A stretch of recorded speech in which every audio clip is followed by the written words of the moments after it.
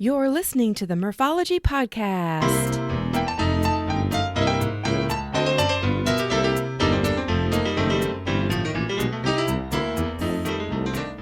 Thanks for tuning in to the Murphology Podcast, aka Murph here to share interviews about biking experiences from cyclists who have pedaled to places all over. Each week, we will get to know new people and explore new destinations to ride your bike. As you listen to these adventures, you may wonder, why haven't I done that yet? Well, you could say I'm currently on the adventure of a lifetime, riding my bike across the United States. As of today, I'm getting ready to start day 21 of 63 days. We are using the Adventure Cycling Southern Tier route and going west to east. We started in San Diego and have pedaled across California, Arizona, and New Mexico. Just yesterday, we crossed into Texas, and we'll be riding across this huge state for a couple of weeks. We have had great luck with weather and courteous drivers on the road, and I'm happy to report my team and I are all still getting along after this much time together. Last week, Andrea from the Just Go Bike podcast called me, and we talked about my trip so far. In a few weeks, I'll be doing another recap, but in the meantime, here is Andrea and I talking about my first couple of weeks on the road. Enjoy! Well, Murph, I've been riding on my bike a lot lately, and I got 15 miles in the other day, so I feel pretty good about where I'm at on the training season. How about you? I think 15 miles sounds great, especially in Iowa. You know, we've got some kind of iffy weather lately, haven't we? Yeah, it was snowing today, so, you do what you can. And I was going to say, to be honest, I have no idea because I am far, far, far away from Iowa right now. All right, spill the beans, Murph. Where are you?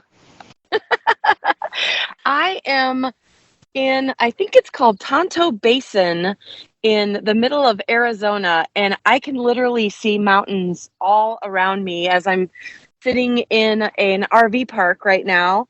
And actually, one of the mountains, I think it might be Mount Ord, O-R-D. I can see snow on the top of it. Oh, so we both have snow. And yeah. You've been biking a little bit more than me, but let's deep dive into that here in just a second. Any other cycling news that we want to talk about real quick before we jump in? Gosh, off the top of my head, I don't know of any major cycling info. Oh, I do think, or you would know this, Andrea, that don't the rates go up for RAGBRAI soon in a couple weeks? Well, they don't go up, but the week-long registration will close on April 1st for that's right. all week-long wristbands. You can still buy a day pass online through June 1st, and you can purchase one on the ride itself. But the online option to purchase week-long RAGBRAI wristbands will end April 1st, so that is coming right up. Yeah, and I think I've told the story on this podcast before that I waited until April 2nd to register for RAGBRAI and learned the hard way that you can still go. You just have to get 7-day passes instead of, So the moral of that story is don't be a procrastinator. That's right. You get your rear end gear and get registered for RAGBRAI. It's going to be a good one this year. So I guess I'll also put in a little Mark Wyatt plug. I just registered for Pigtails, and the Bakun ride is also open for registration. And I believe the Big Rove ride is coming soon on registration. Awesome. So, and all of those rides benefit the Iowa Bicycle Coalition, right? Yeah, so that's going to be a good deal and just a fun way to get ready for RAGBRAI. So that's what I'll be doing next couple months. Sure. I was just going to say, I've been getting ready for RAGBRAI myself right now. Yeah, so let's talk about it. Since Murph is on a large adventure, I won't tell exactly what it is because that's going to be my first question. But I thought I'd interview Murph today and just kind of catch you all up on what she's been doing in her massive adventure that she's been embarked upon since we last talked. Yes. Yeah. All right. Let's just say it. Murph is biking across America right now. And obviously in Arizona, so she's made a little bit of the way. So Murph, give us a quick reminder of why you're riding across America, how long it'll take, and who you're riding with. Yeah, so I am with a very small group, and we call ourselves Team Biking to Remember. And this morning, I'm getting ready to take off on day 13 of biking. And it's going to take us about 63 days to get all the way across the southern tier of the United States of America. Wow. And we're doing this to raise money and awareness for Alzheimer's. Yeah. This entire adventure was a dream of my friend Jenny Lorenz's. Her mom has been suffering from Alzheimer's for over a decade. Oh, wow. And her mom's at the point where, she can no longer feed herself. She doesn't recognize anybody. So it's just like a horrible, like slow, like death to have to endure. And my father had dementia when he died. And it was kind of the same thing where, it was kind of like a Groundhog Day. And luckily he was a very, happy guy. So every day he'd be like, oh, I haven't seen you in a long time. And I'd have to say, Dad, I was just here this morning to visit you. And so just seeing that is, ugh. So anyway, so Jenny is going through this whole thing with her mother, and she also retired from her job and thought, I should connect my love of cycling, my love of my mother, and create a massive adventure, bike across America, but also do it to raise money along the way. And let me tell you, like, the National Alzheimer's Foundation is backing us, and we got these really cool jerseys from Primal that we wear, and so we all kind of match. And every place we stop, people are like, what are you guys doing? And we're like, oh yeah, we just are riding our bikes across the United States. And people are just like throwing money at either our account, Team Biking to Remember on the Alzheimer's site, or giving us cash that we're putting towards our goal. And to date, we just hit $15,000 in donations. Oh my gosh. And that goes directly to Alzheimer's. So, I know $15,000 isn't going to cure the disease, but it puts maybe a little bit of a dent into it. Yeah, sure isn't going to hurt anything. I mean, it's such a cool story that you're taking such a devastating experience and trying to spin a little positivity into it. So kudos for that. We keep saying that we are on this adventure to make memories and hopefully make a future so that everyone can have memories, up until the time that they say goodbye to the earth. I love it. That's amazing. Yeah.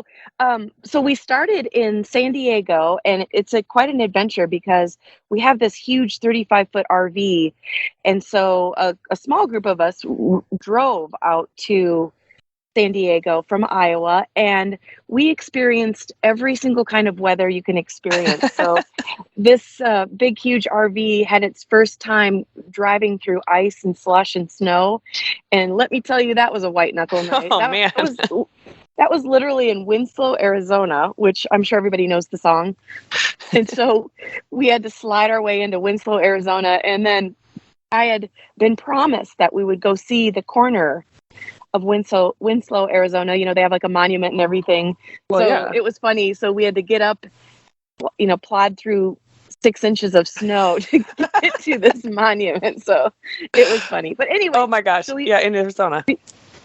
So we made it to San Diego, and then Jenny joined us at that point, and a guy named Jeff, and we have a driver, Ron, who was amazing.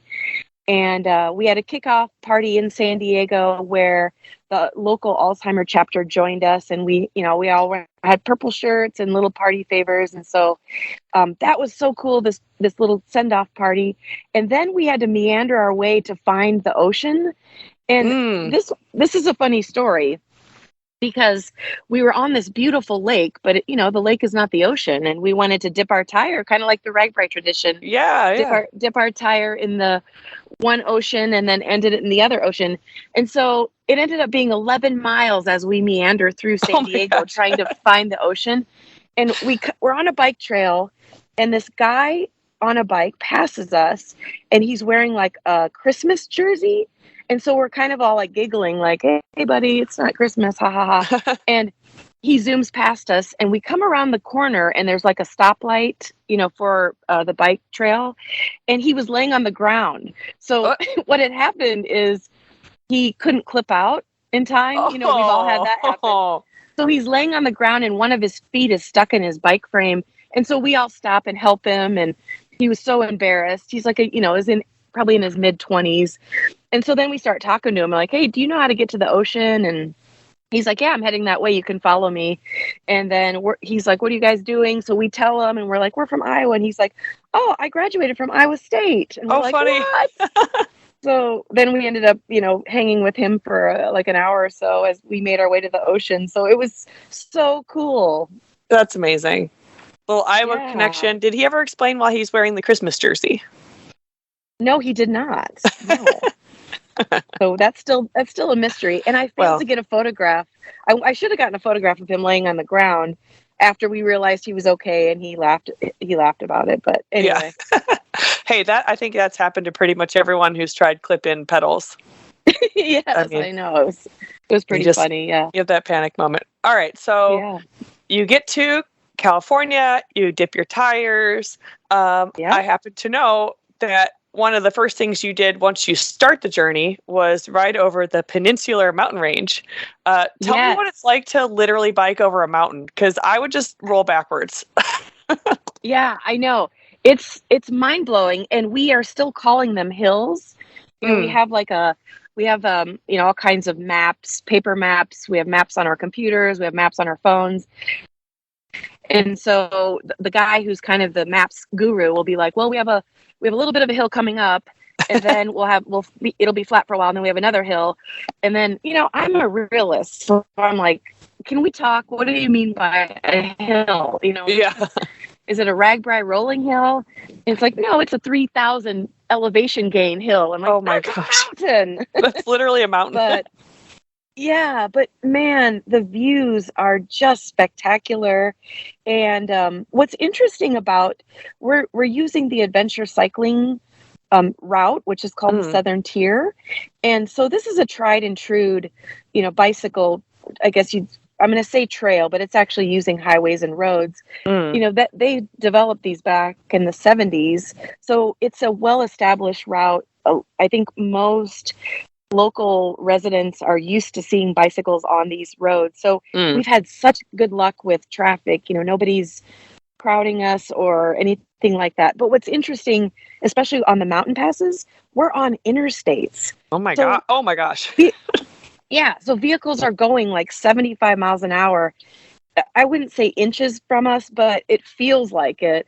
Yeah. But what's really funny is when, we plod up these mountains going probably 6 miles an hour, you get to the top, we take some photographs, and then I panicked at 40 miles an hour. I could not go more than 40 miles an hour on my bike with at this point, the vehicles next to us are going like 80 because they're going down the mountain as well. So that part was cool because the shoulder's really wide. Of course, there's lots of debris on it, but you have plenty of room to kind of, go in and out of there. But so climbing a mountain is literally climbing a mountain. I mean, you can't explain it either way except to, you put it in your lowest gear and you just forget about the fact that you're grinding for hours. Oh my gosh. And yet it's still fun somehow.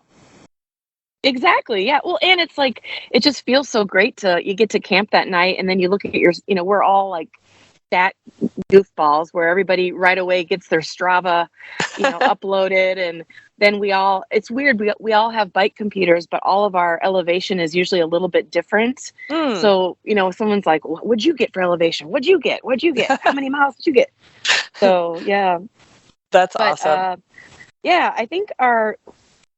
I think one day we did almost 4,500 feet of climb. Oh my gosh.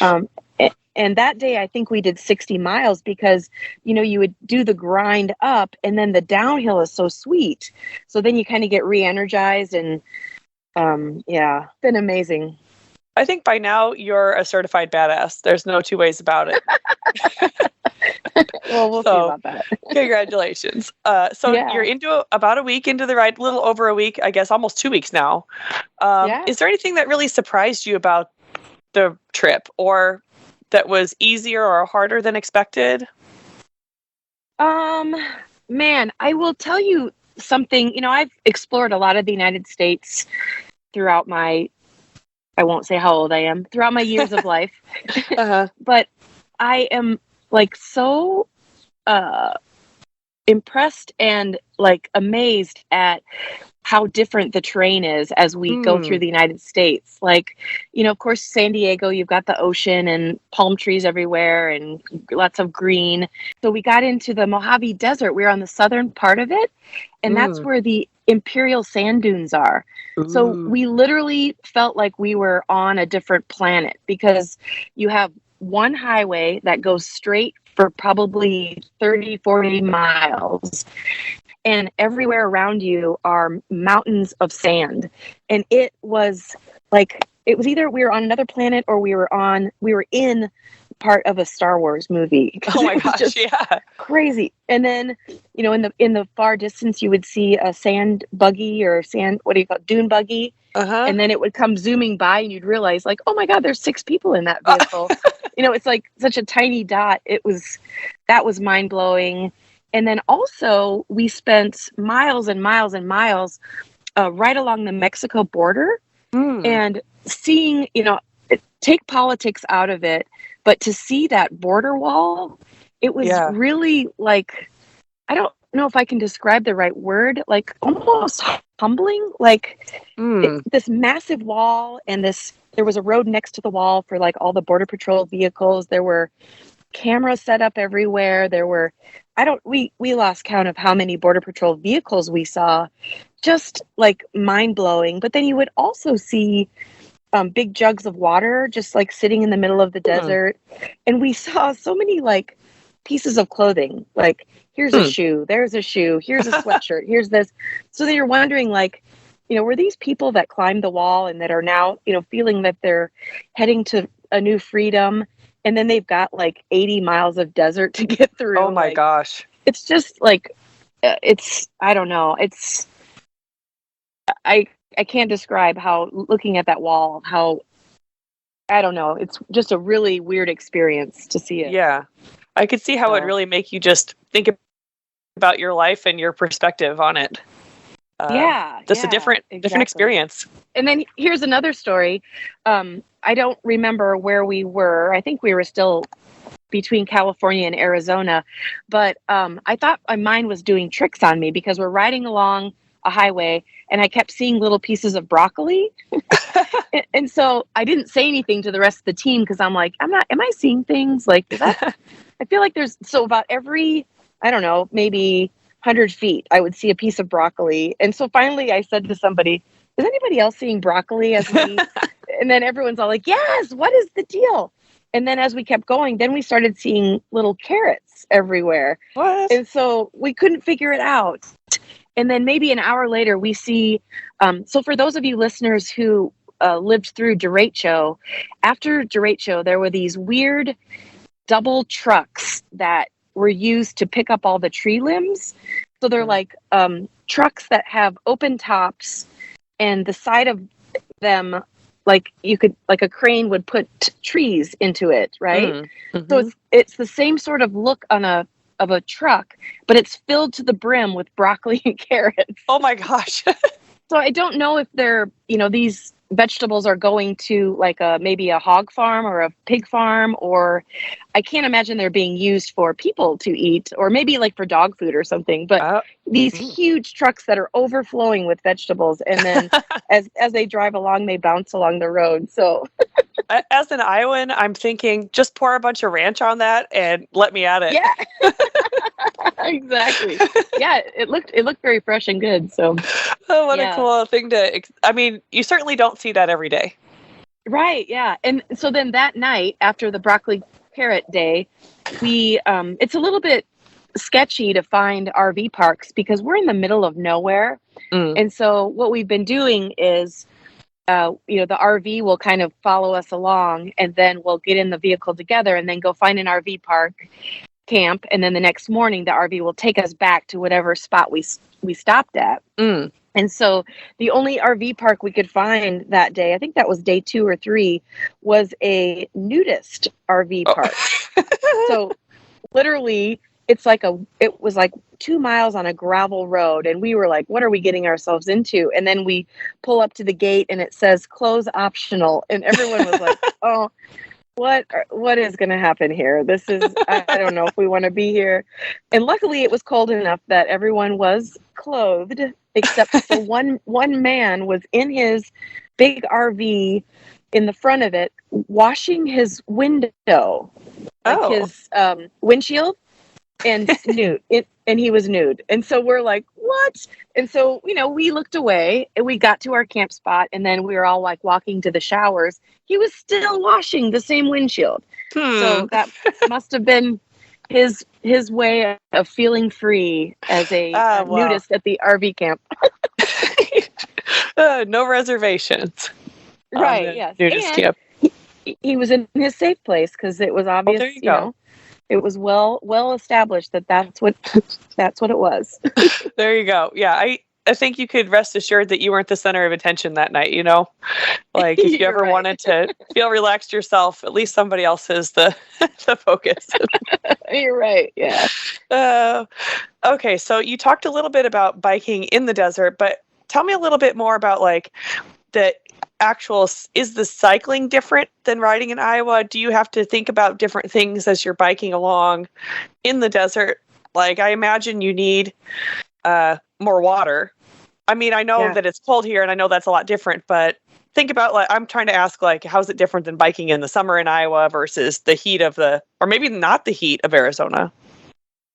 Yeah, it's actually really, you do have to think a lot more because you don't really sweat because it's so dry here, but you can definitely feel when you start getting dehydrated. So yeah, we have to drink a lot more, do a lot more of like electrolytes and hydration tablets and a lot more salt.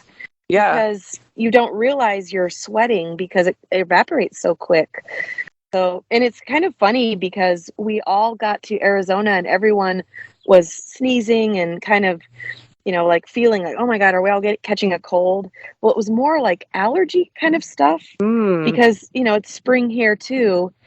And so then, we're all like, we all have to wear earplugs at night because we, it's so dry during the day where our sinuses are not used to this. And then at night, nobody can breathe. So we're like snoring, all of us, nobody in our group is really a snorer, but right now, oh my gosh, we are letting it loose. So that's one thing to think about, like when you're biking, is to not have your mouth open because it's like we kind of keep laughing about how we all have cotton mouth. Yeah, getting all the dust and the dirt. Yeah, that's probably the biggest thing to think about. That's interesting, and it's something I would have never expected. So that's cool. Yeah. I mean, it's not cool that you all have allergies, but it's interesting to hear about, and a little something different. And what's really weird, as soon as we got out of the like Phoenix Tempe area, everything kind of cleared up. So there must have been some sort of flower or plant or tree that was budding that we all were like, woo. The Phoenix flower. Something. Yes. Okay, so, and I happen to know that you're riding a brand new bike on this trip. Can you tell me about how's the bike been and how is it? Are you breaking it in? How's it going?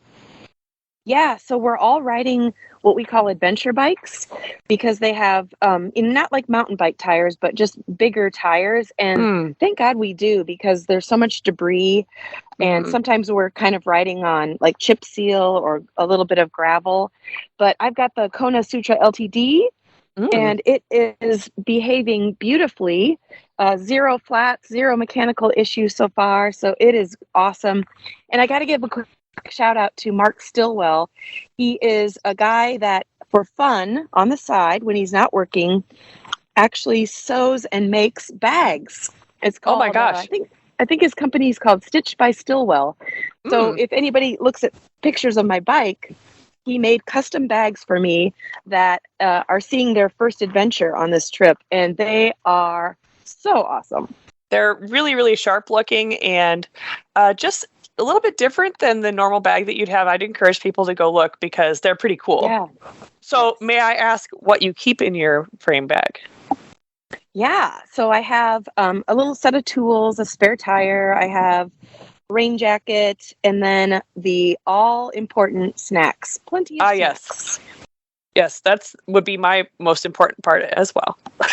Yeah. And so yesterday, I haven't used my jacket at all. So I took it out of my bike bag and I actually physically showed everybody I'm taking my bike back out of my bag. So guess what's going to happen today? It'll be cold at some point. And sure enough, it was a 15-mile up a mountain yesterday. Like, it took forever. It was a grind.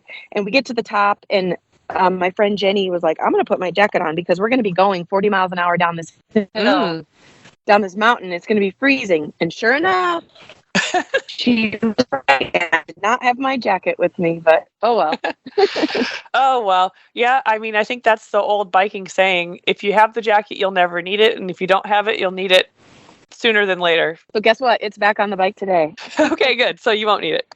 Okay, so now I have to ask you the Iowan question. Have you seen any scorpions yet?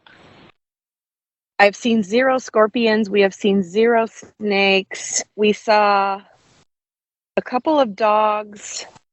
Oh, we've seen a couple roadrunners, which is really cool. That's cool. they're so fast that I can't get a photo of them. Well, so roadrunners, but no coyotes. Nope, no coyotes. All right. I'm sure they were close behind, but we just didn't see it. Probably hiding behind a rock. Yeah, and a bunch of wild horses, which is pretty cool to see. Oh, how cool. Mm-hmm. So now I've asked you about the bad weather. I've asked you about how your bike's doing. I've asked you about the bugs. So I'm going to officially knock on wood. So really sorry if anything should happen. All right. So moving on, you're biking all day, every day. I mean, maybe not all day, but for a long time every day. What do you do to keep your mind busy while you're biking? Do you play little games, look at the landscape? Do you just zen out? I mean, what do you do to keep yourself busy besides biking? I'd say a little bit of all of those. But for the most part, we are usually kind of like in a draft line. And so if I'm not up front, I'm pretty closely watching the wheel in front of me to make sure that I'm, staying close enough to enjoy the feeling of a draft, and also watching for debris. So if we're biking really close together, I don't get to look around too much. But what's fun is I have a GoPro mounted on my bike. And so sometimes I'll just turn it on and let it rip. And then at night, I'll be able to look back and see what I missed as far as the views. But really looking around takes up plenty of time as far as, keeping my mind rolling. Yeah. Well, it sounds like such a different landscape. Yeah, I could see that easily. Yeah. Okay, so my next couple questions we already covered a little bit. Have you met any interesting or fascinating people that you'd like to talk about? Man, we have met a ton of people because they're so interested to know, what we're doing and why we're doing it. But the most memorable is we got to an RV park in Tempe, Arizona, and it was kind of there are a lot of permanent residents that live there, and a lot of them are kind of in the same age range, kind of like their early 70s. And we happened to get there on a night that they had their monthly dance. And we showered up and had our purple shirts on. And so we wandered down to their auditorium, and it was their St. Patrick's Day celebration. So everybody was wearing green, and we walk in and some song comes on, and immediately half of the people there get up and start line dancing. So you could tell it was kind of like a big celebration. Well, before you knew it, they all wanted to know our story. They got us up on stage to talk about it. And then we stayed there the whole next day. And so everyone kept coming to our RV to visit us and to tell us their personal story with Alzheimer's and give us money. And so I can't thank those people enough. They were so friendly and welcoming, and I wish I could remember the name of the RV park. I think it was called the Desert Shadow RV Park, but gosh, it was so great. What a meaningful and random experience that you had. Yeah, it was just That's cool. Perfect timing that they were having their monthly party and we were there. So, yeah. That's awesome. I love that. So I know you mentioned the sand dunes. Do you have any other favorite landmarks or landscapes, or just everything? The saguaro cactus is like the amount of cactus growing is amazing. Like, it's so beautiful to see when you come over a hill and then you see thousands of them. Yeah. It's that in itself is mind blowing. And I got up real close to see just how prickly those things are, the things poking out of cactus. I don't know what we call them, spikes or whatever. Yeah. And dang, they are really, really sharp. So be careful.